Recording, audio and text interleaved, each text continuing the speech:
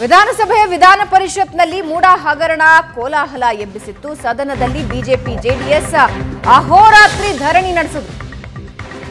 ಸದನದಲ್ಲೇ ಭಜನೆ ಹಾಡು ಹೇಳಿ ರಾತ್ರಿ ಅಲ್ಲೇ ಮಲಗಿದ್ದಾರೆ ಶಾಸಕರು. ಮೂಡಾ ಚರ್ಚೆಗೆ ಅವಕಾಶ ನೀಡಲಿಲ್ಲ ಸ್ಪೀಕರ್ ಯುಟಿ ಖಾದರ್. ಮೂಡಾ ಚರ್ಚೆಗೆ ಅವಕಾಶ ನೀಡಲಿಲ್ಲ ಅಂತ ಸದನದಲ್ಲೇ ಧರಣಿ ಮಾಡಿದ್ರು, ಪ್ರತಿಭಟನೆ ಮಾಡಿದ್ರು. ಬಿವೈ ವಿಜಯೇಂದ್ರ ನೇತೃತ್ವದಲ್ಲಿ ಮತ್ತೆ ಭಜನೆ ಮಾಡಿದ್ದಾರೆ ಶಾಸಕರು. ವಿಧಾನ ಪರಿಷತ್ವರೆಗೂ ಕೂಡ ಭಜನೆ ಮಾಡ್ತಾ ಶಾಸಕರು ಹೊರಡ್ತಾರೆ. ಸದನಕ್ಕೆ ಊಟ ತರಿಸಿಕೊಂಡು ಬಿಜೆಪಿ ಮತ್ತು ಜೆಡಿಎಸ್ ಶಾಸಕರು ಅಲ್ಲೇ ಊಟ ಮಾಡ್ತಾರೆ. ಸ್ಪೀಕರ್ ಹೇಳ್ತಾರೆ ಊಟ ತರಿಸೋದ ಅಂತ. ಅದನ್ನ ವಿಪಕ್ಷ ನಾಯಕರು ತಿರಸ್ಕರಿಸ್ತಾರೆ. ಭ್ರಷ್ಟಾಚಾರದ ಹಣದಲ್ಲಿ ನಾವು ಊಟ ಮಾಡೋದಿಲ್ಲ ಅಂತ ಹೇಳ್ತಾರೆ. ಹಾಸಿಗೆ ತರಿಸಿಕೊಂಡು ಸದನದಲ್ಲೇ ವಿಪಕ್ಷ ನಾಯಕರು ಮಲಗಿದ್ದಾರೆ. ಬೆಳಗ್ಗೆ ಎದ್ದು ವಾಕಿಂಗ್ ಮಾಡಿದ್ದಾರೆ.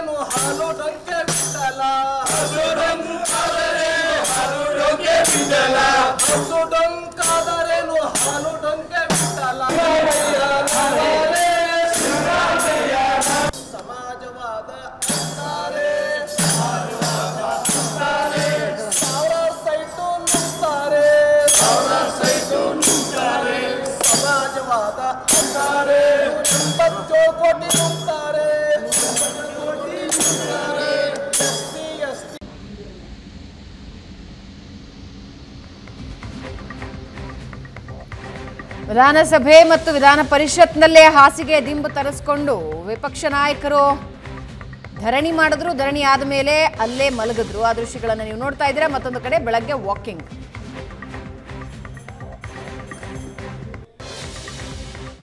ಅಹಿಂದ ನಾಯಕರು ಅಂತೇಳಿ ಹೆಮ್ಮೆಯಿಂದ ಹೇಳ್ಕೊಳ್ತಾ ಇದ್ದಂಥ ಸಿದ್ದರಾಮಯ್ಯನವರು ಅಧಿಕಾರಕ್ಕೆ ಬಂದ ನಂತರದಲ್ಲಿ ಯಾಕೆ ಇವತ್ತು ಅಹಿಂದ ಬಗ್ಗೆ ಅವರ ಕಳಕಳಿ ಕಡಿಮೆ ಆಗಿದೆ? 3 ಹಗರಣಗಳು,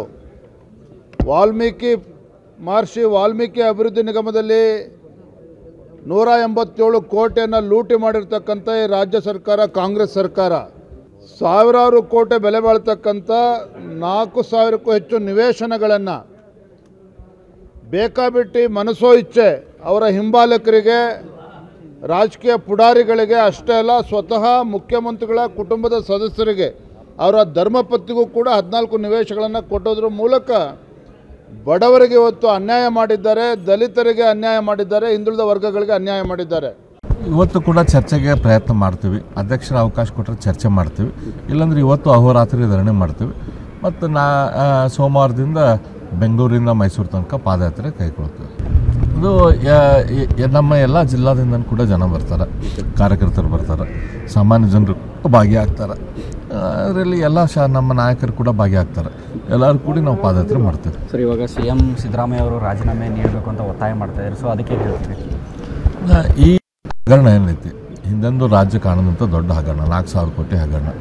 ಮುಖ್ಯಮಂತ್ರಿಗಳು ಮತ್ತು ಅವ್ರ ಕುಟುಂಬ ಸಂಪೂರ್ಣವಾಗಿ ಇದರಲ್ಲಿ ಇನ್ವಾಲ್ವ್ ಆಗಿದ್ದಂಥ ದಾಖಲೆಗಳು ದಿನದಿಂದ ದಿನಕ್ಕೆ ಹೊರ ಬರತ್ತಾವೆ. ಈ ಹಗರಣ ಶ್ರೀ ಸಿದ್ದರಾಮಯ್ಯನವರ ನಿನ್ನೆ ನಾನು ಅಸೆಂಬ್ಲಿ ಒಳಗ ಸ್ಪೀಕರ್ಗೆ ಮನವಿ ಮಾಡಿದ್ದೀನಿ. ಮೂಡಾ ಬಹಳ ದೊಡ್ಡ ಹಗರಣ ಆಗಿದೆ. 3,000-4,000 ಕೋಟಿ ಆಗಿದೆ. ಟಿವಿನಲ್ಲಿ ಬಂದಿದೆ, ಪತ್ರಿಕೆಯಲ್ಲಿ ಬಂದಿದೆ. ನಾನು ನಿನ್ನೆ ಚರ್ಚೆ ಮಾಡಲಿಕ್ಕೆ ವಿನಂತಿ ಮಾಡಿದ್ದೀನಿ. ಸ್ಪೀಕರ್ ಅವರು ಚರ್ಚೆ ಮಾಡಿಲ್ಲ. ನಾನು ವೇಲ್ದಲ್ಲಿ ಇದ್ದೀನಿ. ಅವ್ರ ಮನಮಾನಿ ಅವರು ಬಿಲ್ ಪಾಸ್ ಮಾಡ್ಕೊಂಡು ಹೋಗಿದ್ದಾರೆ. ಅದಕ್ಕಾಗಿ ರಾತ್ರಿ ನಾನು ಅಹೋರಾತ್ರಿ ಧರಣಿ ಮಾಡಿದ್ದೀನಿ. ಕರ್ನಾಟಕ ರಾಜ್ಯದ ಪ್ರಶ್ನೆ ಇದೆ. ಕರ್ನಾಟಕ ರಾಜ್ಯ 6 ಕೋಟಿ ಜನತಾಗ ದುಡ್ಡಿದೆ. ಅದಕ್ಕಾಗಿ ನಾವು ನಾವು ಇದು ನ್ಯಾಯಕ್ಕಾಗಿ ಇದು ಒಂದು ಅಂತ್ಯ ಕಾಣಬೇಕಾಗಿದೆ. ಕೇವಲ BJP ಇದ್ದಾಗ ಮಾಡಿಲ್ವಾ, JDS ಇದ್ದಾಗ ಮಾಡಿಲ್ವಾ, ಯಡಿಯೂರಪ್ಪ ಇದ್ದಾಗನೇ ಇವಕ್ಕೆ ಅನುಮತಿ ಕೊಟ್ಟಾರೆ. ಇವೆಲ್ಲ ಏನು ಅದಾವ ರಾಜ್ಯದ ಜನರಿಗೆ ಗೊತ್ತಾಗಬೇಕು. ಇಲ್ಲಾಂದ್ರೆ ಏನಾಗ್ತದೆ, ಇದನ್ನು ಮುಚ್ಚಿಡ್ತಾರಾದರೆ ಇಲ್ಲಿ ಏನೋ ಒಂದು ದೊಡ್ಡ ಸಂಚು ನಡೆದಿದೆ. ಸುಮಾರು 4-5 ಸಾವಿರ ಕೋಟಿ ರೂಪಾಯಿ ಒಂದು ಹಗರಣ ಇವತ್ತು ಮುಚ್ಚಿಡುವಂಥ ಮಾನ್ಯ ವಾಲ್ಮೀಕಿದೂ ಮುಖ್ಯಮಂತ್ರಿಗಳು ಒಪ್ಪಗೋತಾರೆ. 89 ಕೋಟಿ ಅವ್ಯವಹಾರ ಆಗಿದೆ. ಅದು 1 ಕೋಟಿನೇ ಆಗಲಿ, 89 ಕೋಟಿನೇ ಆಗಲಿ, 180 ಆಗಲಿ. ಆದರೆ ಇದನ್ನು ಅಂತ್ಯ ಆಗಬೇಕು. ಈ ರೀತಿ ಭ್ರಷ್ಟಾಚಾರ, ಅದು ದಲಿತರ ಜಮೀನು, ದಲಿತರ ಒಂದು ಅಭಿವೃದ್ಧಿಗೆ ಹೋಗುವಂಥ ಹಣ ಯಾವಾಗ ನೋಡಿದ್ರು ಸಿದ್ದರಾಮಯ್ಯನವರು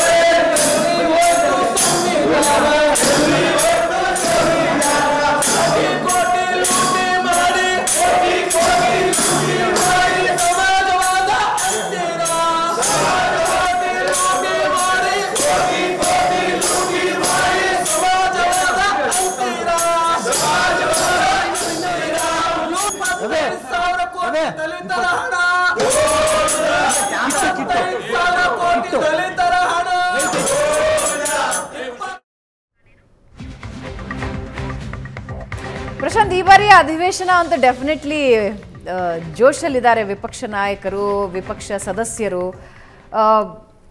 ಅಹೋರಾತ್ರಿ ಪ್ರತಿಭಟನೆ ನೋಡಿದ್ವಿ, ಹಾಡುಗಳು, ಭಜನೆಗಳು, ಹಗರಣದ ಬಗ್ಗೆಯೇ ಹಾಡುಗಳನ್ನು ಕಟ್ಟಿ ಹಾಡಿದ್ದನ್ನು ನಾವು ನೋಡಿದ್ವಿ. ಐ ಥಿಂಕ್ ವಿಪಕ್ಷಗಳು ಫುಲ್ ಜೋಶ್ನಲ್ಲಿದ್ದಾರೆ. ನೋಡಿ ಅವನ ಕಳೆದ 1 ವರ್ಷದ ಅವಧಿಯಲ್ಲಿ, ಅಂದರೆ ಲೋಕಸಭಾ ಚುನಾವಣೆಯ ಫಲಿತಾಂಶ ಬರುವವರೆಗೂ ಕೂಡ ವಿಪಕ್ಷಗಳು ಅಷ್ಟೊಂದು ಆ್ಯಕ್ಟಿವ್ ಆಗಿಲ್ಲ ಅಂತಕ್ಕಂಥದ್ದು ಮಾತನ್ನು ನಾವೇ ಹೇಳ್ತಾ ಇದ್ವಿ. ತುಂಬ ವಿರೋಧ ಪಕ್ಷದ ನಾಯಕನ ಆಯ್ಕೆ ತಡ ಆಯಿತು, BJP ರಾಜ್ಯಾಧ್ಯಕ್ಷರ ಆಯ್ಕೆ ತಡ ಆಯಿತು, ನಂತರದ ಅವಧಿಯಲ್ಲಿ ಲೋಕಸಭಾ ಚುನಾವಣೆಯ ತಯಾರಿ ಶುರು ಆಯಿತು. ಅದು ವಿಪಕ್ಷವಾಗಿ BJP ಏನು ಮಾಡಬೇಕಿತ್ತು ಅದನ್ನು ಕುಮಾರಸ್ವಾಮಿ ಮಾಡ್ತಾಯಿದ್ರು ಹೆಚ್ಚು. ಆದರೆ ಈ ಕುಮಾರಸ್ವಾಮಿ ದಿಲ್ಲಿಗೆ ಹೋದ್ಮೇಲೆ ವಿಪಕ್ಷಗಳು ಆ ಮಟ್ಟದ ಎಗ್ರೆಸಿವ್ನೆಸ್ಸನ್ನು ತೋರಿಸ್ತಾವ ಅಂತಕ್ಕಂಥ ಚರ್ಚೆಗಳ ಮಧ್ಯೆ ಈ 2 ವಿಷಯಗಳನ್ನು ಕಾಂಗ್ರೆಸ್ ಪ್ಲಾಟರ್ನಲ್ಲಿಟ್ಟು ವಿಪಕ್ಷಗಳು. Sorry to interrupt. ನೂತನವಾಗಿ ವಿಧಾನ ಪರಿಷತ್ ವಿಪಕ್ಷ ನಾಯಕರಾಗಿ ಆಯ್ಕೆಯಾಗಿರುವ ಚಲವಾದಿ ನಾರಾಯಣ ಸ್ವಾಮಿ ಅವರು ನಮ್ಮ ಜೊತೆ ಲೈವ್ ನಲ್ಲಿದ್ದಾರೆ. ಪ್ರಶಾಂತ್, ಚಲವಾದಿ ನಾರಾಯಣ ಸ್ವಾಮಿ ಅವರೇ, ಮೊದಲಿಗೆ ನಿಮಗೆ ಅಭಿನಂದನೆಗಳು.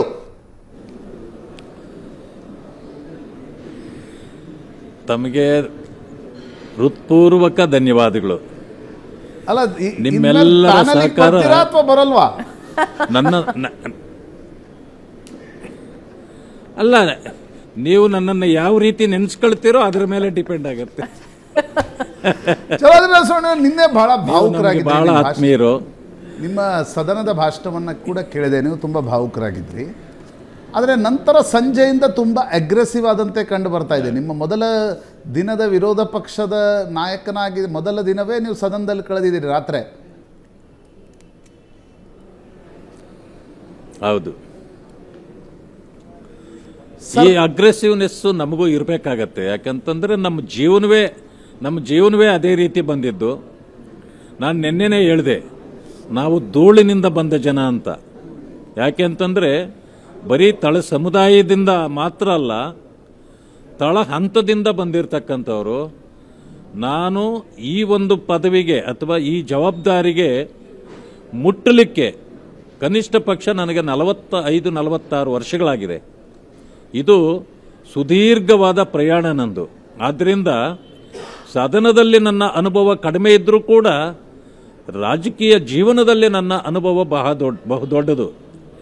ನಮಗೆ ಪ್ರಾರಂಭದಲ್ಲಿ ಹಿಂದೆ ಮುಂದೆ ಯಾರು ಇಲ್ಲದೇ ಇದ್ದರೂ ಕೂಡ ನಮ್ಮ ಸ್ವಂತ ಬಲದ ಮೇಲೆ ಮತ್ತು ನಮ್ಮ ಶ್ರಮದ ಮೇಲೆ ಇಲ್ಲಿ ತನಕ ಬಂದಿದ್ದೇನೆ. ಅದಕ್ಕೆ ನಿನ್ನೆ ನಾನೊಂದು ಮಾತನ್ನು ಹೇಳಿದೆ, ನನಗೆ ಯೋಗ ಅನ್ನೋದು ನನಗಿರಲಿಲ್ಲ, ಆದರೆ ಯೋಗ್ಯತೆ ಇದ್ದದ್ದನ್ನು ಬೇರೆಯವರು ಯಾರು ಗುರುತಿಸ್ಲಿಕ್ಕಾಗಲಿಲ್ಲ. ನನ್ನ ಪಕ್ಷದ ನಾಯಕರು, ಭಾರತೀಯ ಜನತಾ ಪಕ್ಷದ ನಾಯಕತ್ವ ನನ್ನ ಯೋಗ್ಯತೆಯನ್ನು ಗುರುತಿಸಿತು ಅಂತಕ್ಕಂಥ ಧನ್ಯವಾದದ ಮಾತುಗಳನ್ನು ನಾನು ನಿನ್ನೆ ಹಾಡಿದ್ದೇನೆ. ನಾರಾಯಣ ಸ್ವಾಮಿ ಅವರೇ, ನಿನ್ನೆಯಿಂದ 2 ದಿನಗಳ ಅಹೋರಾತ್ರಿ ಧರಣಿಯನ್ನು ನಡೆಸ್ತಾ ಇದ್ದೀರಿ. ಆದರೆ ಸರ್ಕಾರ ಒಂದು ಕಡೆ ಹೇಳ್ತಾ ಇದೆ, ನಿನ್ನೆ ವಿಧಾನಸಭೆಯಲ್ಲೂ ಕೂಡ ಸ್ಪೀಕರ್ UT ಖಾದರ್ ಹೇಳಿದರು, ನೋಡಿ ವಾಲ್ಮೀಕಿ ಹಗರಣದ ಸಂಬಂಧಪಟ್ಟಂತೆ ನಾನು ಚರ್ಚೆಗೆ ಅವಕಾಶವನ್ನು ಕೊಟ್ಟಿದ್ದೆ, ಆದರೆ ಮೂಡಾ ಹಗರಣದಲ್ಲಿ ಈಗಾಗಲೇ ತನಿಖೆಗೆ 2 ತನಿಖೆಗಳಿಗೆ ಸರ್ಕಾರ ಆದೇಶವನ್ನು ಕೊಟ್ಟಿದೆ, ಅದರ ವಿಸ್ತೃತ ಚರ್ಚೆಗೆ ಅವಕಾಶ ಕೊಡೋಲ್ಲ, ಅದು ನಿಯಮ ಬಾಹಿರ ಅಂತಕ್ಕಂಥದ್ದನ್ನು ನಿನ್ನೆ ಸ್ಪೀಕರ್ ಇನ್ನೊಂದು ಸದನದಲ್ಲಿ ಹೇಳಿದ್ದಾರೆ. ಸರ್ಕಾರವೂ ಕೂಡ ಹೇಳ್ತಾ ಇದೆ, ನಾವು 2 ತನಿಖೆಗಳನ್ನು ನಡೆಸ್ತಾ ಇದ್ದೀವಿ. ಈಗ ಯಾಕೆ ಏಕಾಏಕಿ ದಿಲ್ಲಿ ಹೈಕಮಾಂಡ್ ನಾಯಕರ ಮಾತನ್ನು ಕೇಳಿ ರಾಜ್ಯದ BJP ನಾಯಕರು ಈ ಒಂದು ಅಹೋರಾತ್ರಿ ಧರಣಿಯನ್ನು ಮಾಡ್ತಾ ಇದ್ದಾರೆ ಅಂತಕ್ಕಂಥದ್ದು ಸರ್ಕಾರ ಮಾಡ್ತಾ ಇರತಕ್ಕಂಥ ಆರೋಪ.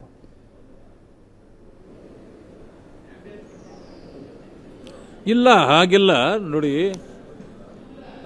ST ಸಮುದಾಯಕ್ಕೆ ಸೇರಿದ ವಾಲ್ಮೀಕಿ ಹಗರಣ ಹೊರಗಡೆ ಬಂದಾಗ ಅಲ್ಲಿಯೂ ಕೂಡ SIT ಈಗಾಗಲೇ ತನಿಖೆ ಮಾಡ್ತಿತ್ತು, ಆದರೂ ಚರ್ಚೆಗೆ ಅವಕಾಶ ಸಿಕ್ತು. ಇಲ್ಲಿಯೂ ಕೂಡ ಅದನ್ನೇ ಮಾಡ್ಬೋದಾಗಿತ್ತು. ನಾನು ಒಂದು ಮಾತನ್ನು ಹೇಳಲಿಕ್ಕೆ ಬಯಸ್ತೇನೆ. ರೀಡು ಹಗರಣ ಏನಾಯಿತು? ಕೆಂಪಣ್ಣನವರ ನೇತೃತ್ವದಲ್ಲಿ ಮಾಡಿದ್ದು ಒಂದು ಸರ್ಟಿಫಿಕೇಟ್ ತಗೊಳ್ಳಿಕ್ಕೆ ಒಂದು ಆಯೋಗ ಮಾಡೋದು ಅದು ಸರಿಯಾದ ಕ್ರಮ ಅಲ್ಲ. ಅದು ವರದಿ ಬಂದ ಮೇಲೆ ಅದು ಎಲ್ಲಿ ಮುಚ್ಚೋಯ್ತಲ್ಲ.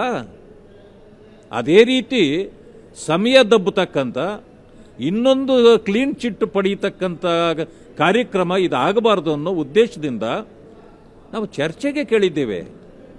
ಚರ್ಚೆ ಮಾಡಿದರೆ ಅದು ಶಿಕ್ಷೆ ಅಲ್ಲ. ಚರ್ಚೆ ಸತ್ಯಾಸತ್ಯತೆಗಳನ್ನು ಹೊರತರ್ತಕ್ಕಂಥ ಒಂದು ವಿಚಾರ. ಅದಕ್ಕೆ ಅವಕಾಶ ಕೊಡಬೇಕಾಗಿತ್ತು.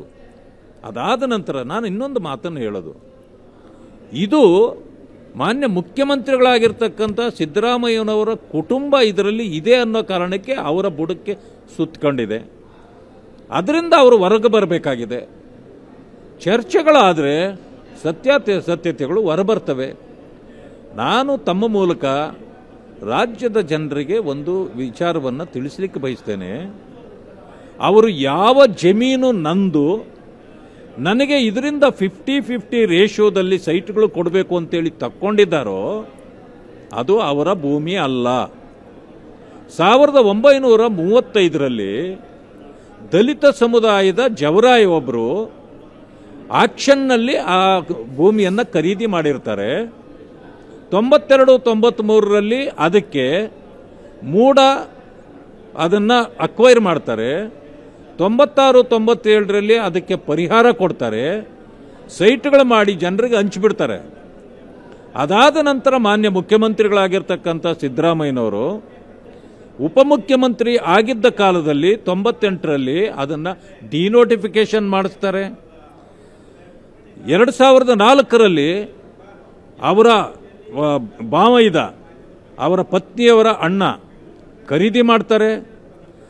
ಆ ಜಾಗವೇ ಇಲ್ದಿದ್ದಾಗ DC-ಗೆ ಹೇಳಿ ಕನ್ವರ್ಷನ್ ಅಂತ ಮಾಡಿಸ್ತಾರೆ. ಅದನ್ನು ಕುಂಕುಮ ಭಾಗ್ಯಕ್ಕೆ ಅಂತೇಳಿ ಅವರ ಪಾರ್ವತಿ ಅಕ್ಕನವರಿಗೆ ಕೊಡ್ತಾರೆ. ಇಷ್ಟಾದ ಮೇಲೆ 50-50 ರೇಷಿಯೋದಲ್ಲಿ ಸೈಟ್ ತಗೊಳ್ತಾರೆ. ಇದು ಕೈಗನ್ನಡಿ ಇದ್ದಂಗೆ. ಕೈ ಉಣ್ಣಿಗೆ ಈಗ ಕನ್ನಡಿ ಬೇಕಾಗಿಲ್ಲ. ನೇರವಾಗಿ ಮಾನ್ಯ ಮುಖ್ಯಮಂತ್ರಿಗಳ ಕುಟುಂಬ ಇದರಲ್ಲಿ ಭಾಗಿಯಾಗಿರ್ತಕ್ಕಂಥದ್ದು ರಾಜ್ಯಕ್ಕೆ ಗೊತ್ತಾಗಿದೆ. ಅದರಿಂದ ನುಳಿಸ್ಕೊಳ್ಳುವ ಕೆಲಸ ಇದು ಮಾಡ್ತಾ ಇದ್ದಾರೆ ಹೊರತು ಬೇರೇನೂ ಅಲ್ಲ ಅಂತಕ್ಕಂಥ ಕಾರಣಕ್ಕೆ ಇವತ್ತು ನಾವು ಇದನ್ನು ತೀವ್ರ ಹೋರಾಟವನ್ನು ನಾವು ಕೈಗೆತ್ತಿಕೊಂಡಿದ್ದೇವೆ. ಇವತ್ತೇನು ಸದನ ನಡ್ಲಿಕ್ಕೆ ಬಿಡ್ತಿರೋ ಅಥವಾ ಇವತ್ತು ಮೂಢ ಹಗರಣದ ಚರ್ಚೆ ಆದರೆ ಮಾತ್ರ ಸದನ ನಡ್ಲಿಕ್ಕೆ ಅವಕಾಶ ಆಗತ್ತೋ? ಖಂಡಿತವಾಗಿಯೂ ಈ ಒಂದು ಹಗರಣದ ಹೊರಗಡೆ ಬರಬೇಕಾಗಿದೆ. ಆ ಕಾರಣಕ್ಕೆ ನಾವು ಅಹೋರಾತ್ರಿ ಧರಣಿಯನ್ನು ಎರಡೂ ಸದನಗಳಲ್ಲಿ ಭಾರತೀಯ ಜನತಾ ಪಕ್ಷ ಮತ್ತು ಜನತಾದಳದ ಎಲ್ಲ ಸದಸ್ಯರು ಸೇರಿ ಮಾಡಿದ್ದೇವೆ. ಇವತ್ತು ಚರ್ಚೆಗೆ ಅವಕಾಶ ಕೊಟ್ಟರೆ ಬಹಳ ಸುಲಭವಾಗಿ ಇದು ಬಗೆಹರಿಯುತ್ತದೆ. ಇಲ್ಲವಾದರೆ ಇದು ಸಂಪೂರ್ಣ ಇಡೀ ರಾಜ್ಯಾದ್ಯಂತ ರಾದ್ದಾಂತವಾಗ್ತದೆ ಅಂತಕ್ಕಂಥ ಒಂದು ಇದನ್ನು ನಾನು ಹೇಳಲಿಕ್ಕೆ ಬಯಸ್ತೇನೆ. ಧನ್ಯವಾದಗಳು ಜಲವಾದಿ ನಾರಾಯಣ ಸ್ವಾಮಿ ಅವರು ಸುವರ್ಣ ನ್ಯೂಸ್ ಜೊತೆ ಮಾತನಾಡಿದ್ದಕ್ಕಾಗಿ. ಎಸ್, ಹಾಗಾದ್ರೆ ಇವತ್ತು ಅಧಿವೇಶನ ಬಹಳ ಇಂಟ್ರೆಸ್ಟಿಂಗ್ ಆಗಿ ಇರುತ್ತೆ. ಇದರ ಜೊತೆಗೆ ಕೇಂದ್ರದಲ್ಲೂ ಕೂಡ ಏನು ಈ ರೀತಿಯ ಪ್ರತಿಭಟನೆಗಳ ಕೊರತೆ ಇಲ್ಲ. INDIA ಒಕ್ಕೂಟ ಫುಲ್ ಜೋಶ್ನಲ್ಲಿ. ಎರಡೂ ಕಡೆ ವಿರೋಧ ಪಕ್ಷಗಳು ಆಕ್ಟಿವ್ ಆಗಿ. That's a good sign of democracy.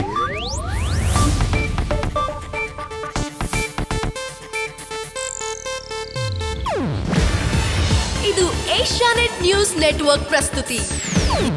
ನೀವು ನೋಡ್ತಿದ್ದೀರಾ ಏಷ್ಯಾನೆಟ್ ಸುವರ್ಣ ನ್ಯೂಸ್.